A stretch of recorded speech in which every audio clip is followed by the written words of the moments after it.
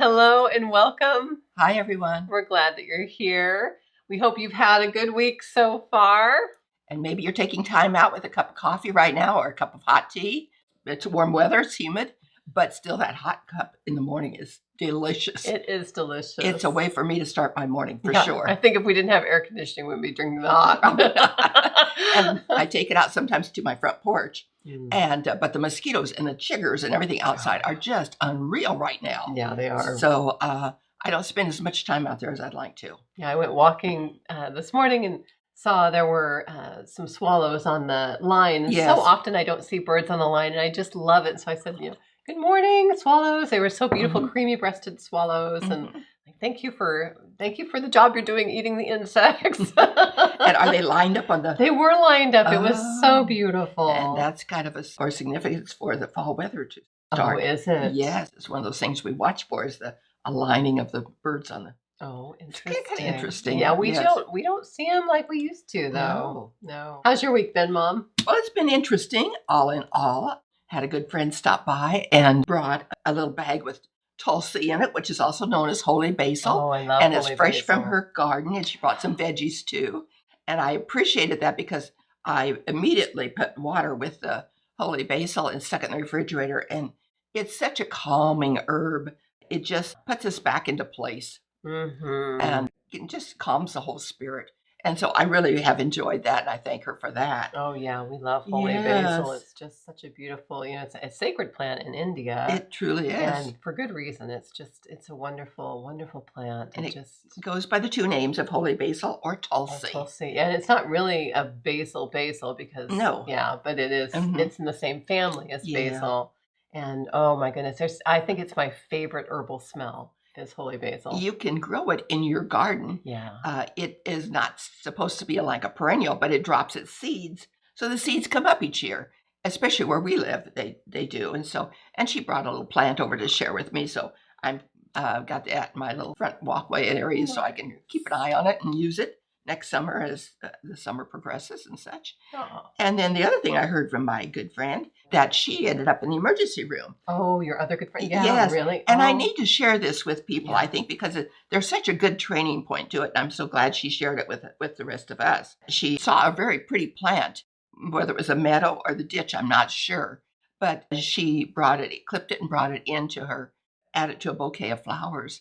And the latex in it ended up in her eye also, and she had to go to the emergency room. Yeah, it was pretty bad. Yeah, it is bad because some of our plants will give us quite an irritation or dermatitis. So we have to be really, really careful with them. She's doing okay now, thankfully. Yeah.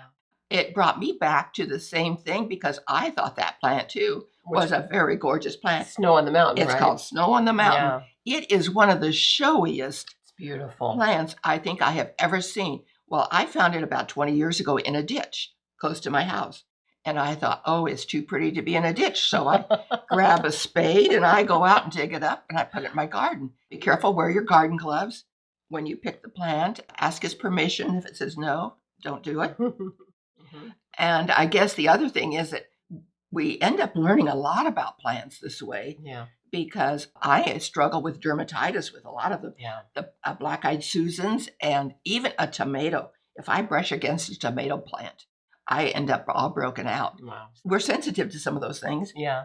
It's good to wash your hands after you touch the plants. Very much so before you touch your eye. For sure. There's a lesson in that one. If you go along the roadsides now and you see snow on the mountain, it has a white. I'll put a picture up of it. Okay, good. It was white with that green. It's such a contrast that it jumps out at you. It is a gorgeous plant. Yeah, it really is a beautiful plant. It should be in the landscape, not a naughty plant.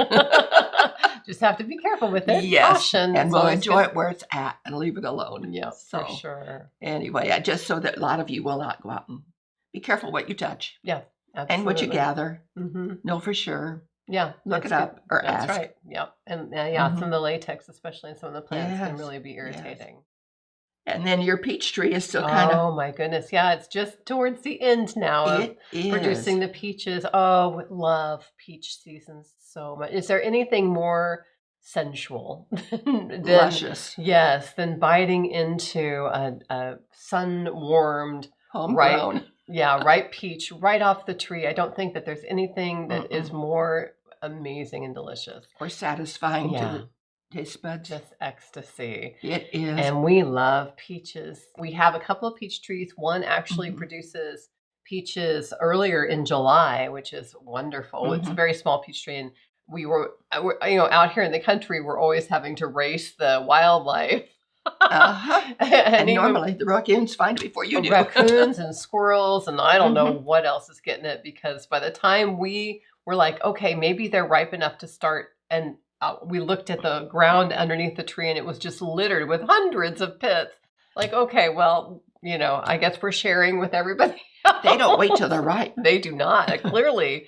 And you had a counter full of unripened ones that we had to wait till they ripened, or the coons would have them. That's right, exactly right. So we've got to work with that. But we love peach both because it's a delicious fruit, and of course, we try not to eat too much of it because it's high in fructose and all the sugars, and it will spike your insulin. But you just have to have a little bit during the peach season, I think. We have to eat in season and enjoy those things that are, especially that are homegrown. Yeah. It pairs really, of course, wonderful with cardamom and almonds. And part of that is because it's part of the almond family. It's part of the rose family, along with roses, apricots, cherries, plums, and almonds. And peach trees are originally from Persia or Iran. And of course, they spread kind of all around the world in places where they're able to grow. In Chinese legend, actually, peach tree is a tree of immortality, which I just love that, which I can imagine how that came to be, because it's just that it kind of is a little bit of a magical tree. And of course, we eat the fruit, but in herbalism, we also use the leaves, the twigs, the pits, and the flowers in herbal medicine for herbal remedies. It's an herb for hot conditions. You can imagine when you bite into a sun-ripened peach, even if it's a warm peach, it's a cooling food. And so all the parts of peach are actually cooling, and it's used for hot conditions generally. And it's also used for like hot irritation in the mind and the heart and the body. And it has an affinity for the upper GI tract. So it helps with hot conditions in the GI tract and all stages of hormonal shifting is what peach is used for. The one thing I might add is that I did dry slices of peaches one year in my dehydrator. They're good for tummy aches, especially for children, because it tastes good for them. They are going to be, there's no aversion to it. Then it's good for them because it's going to ease up the tummy ache. Did you need to put something on them so they didn't brown? I suppose like lemon juice or citric acid? Lemon juice. I just dipped it into a little lemon juice mixture, I think it was. Because they brown very easily. I noticed. I cut some and put them in the freezer last year, and they're beautiful in the freezer. But boy, as soon as they thaw out, they're brown. You have to use them right away. I have to use them frozen, really. Yeah. Oh, they're so delicious. And you make the most wonderful peach jam. I do, and so good. But it's so easy to make. Everybody and anybody can make this. It's just a matter of taking the time to do it, because it is a little time consuming to get the skins off the peaches and to dice them up and cook them down and so on. And the item I like to use is the one called Sure Gel. And Sure Gel will help make it set up to make it a jam or jelly. And because I use diced up peaches in it, it's called a jam. If I was going to strain it out, it would be called a jelly. And then this is the recipe that I use, and it comes in the box. Every box of Sure Gel has recipes in it. So I circle the peach one, and that's what I follow for jam. Now down below, I have one under boysenberries and dewberries. That's for elderberries. Oh, and that's such a delicious jelly. It is. You have to strain that one out, of course. So good, yeah. And we, of course, love peach pie. We would really love to know, what's your favorite way to eat peaches? If you love peaches, what's your favorite way? And if you have a wonderful recipe, please do share it. And we'll share our recipe for peach cobbler.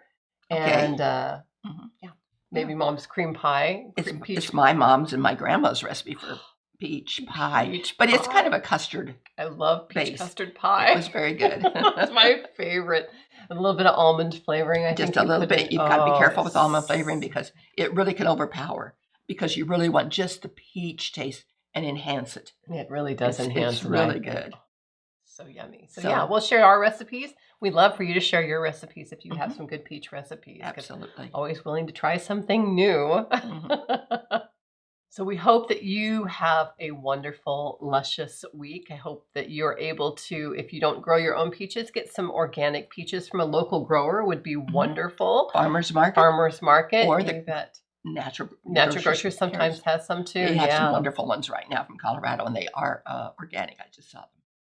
I wanted to share a wonderful quote from Kiva Rose. She's an herbalist, and she says that peach has a feeling of longing and wistfulness, of hot southern nostalgia that smells like perfume and whiskey and fairies masquerading as fireflies and glowworms in the summer night. I love that. And then I wrote a haiku for peaches. Sun-warmed, fragrant peach, slurp juice and moan with delight, sublime ecstasy. And we hope that you are able to enjoy some of that peachy ecstasy this week. It's peach season. It's wonderful.